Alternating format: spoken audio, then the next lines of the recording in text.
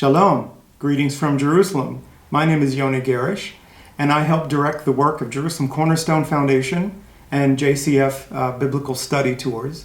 I'm also a member of the Narkis St congregation, and I'm here with a greeting. It's nearly Hanukkah, and we're also close to Christmas. Both of these holidays have a lot in common. They share similar themes. For example, they're both celebrated at the darkest time of the year, near the winter solstice. Both of them have to do with light.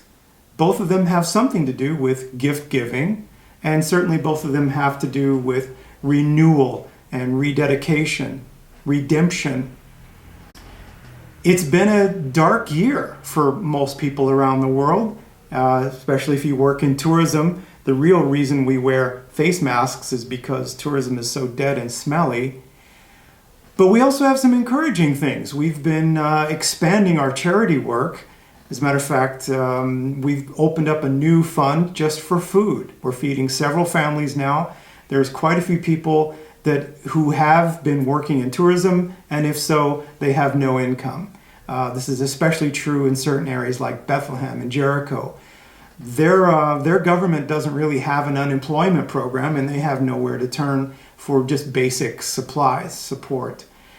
We've also been noticing around the country there are a lot of Israelis who are falling close to or underneath the poverty line, and I think that our food fund will be feeding a lot more families in the months to come.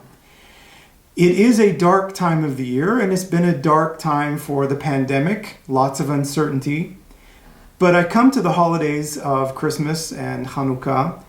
Hanukkah, especially interesting, it means dedication. It's also called the Festival of Light.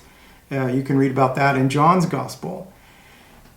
I'm going to take you on a little trip up a canyon. This gorge is part of the backdrop for a couple of stories mentioned in 1 Samuel 13 and 14. One of those stories is of Jonathan and his armor bearer, and they overtook a Philistine garrison, just the two of them. If you'll notice, there's a little town to the right, which is on the north side of the canyon. That's the Arab village of Mukmas. But in ancient times, it was also called Mishmash. And to the left, there is an area called Geva of Benjamin Geva. We know that Saul and part of his people were camping there for a while. And we also know that during Second Temple period times, there was another story about a Jonathan, and he is one of the members of the Hasmonean family, the Hasmonean dynasty.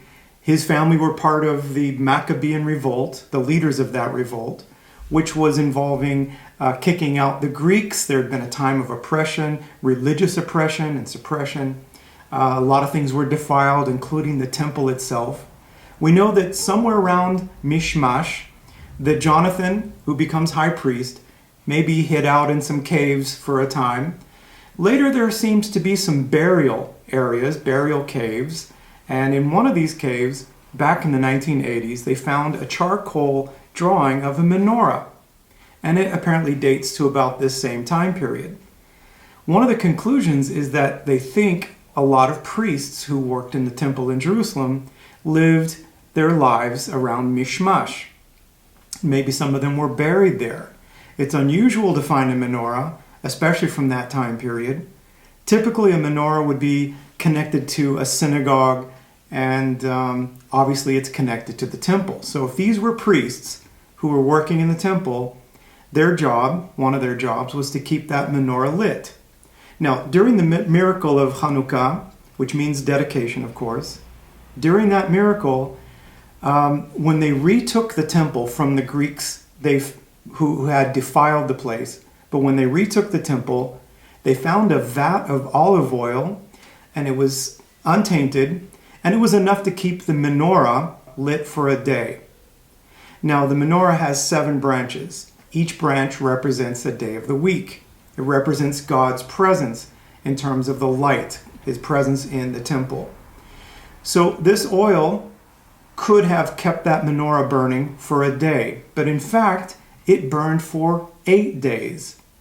During that 8-day period, they had enough time to regather olive oil from other districts in the country and keep the lights going. It's the responsibility of the priest to keep those lights going. I feel, likewise, it's our responsibility to keep lights going in this country at this time, in the whole world really, to keep a positive attitude, to pray for God's help when we need more oil. I want to thank all of you who have contributed for our charity work this past year. It's been a trying time, but the oil has flowed in and we've been able to share, we've been able to feed a number of families. There is a concept of light in Jesus' teaching that is associated with charity. And you can find that in Matthew chapter 6, starting in verse 19. Having light and in a dark place, being able to shine a light is equated to acts of charity. How do you store up treasures on earth or in heaven? Well, you don't worry about treasures on earth, you worry about storing up treasures in heaven.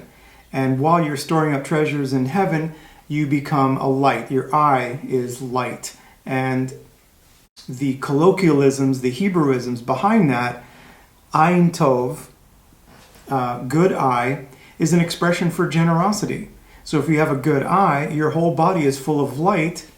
Generosity means you're sharing with other people, sharing with the poor.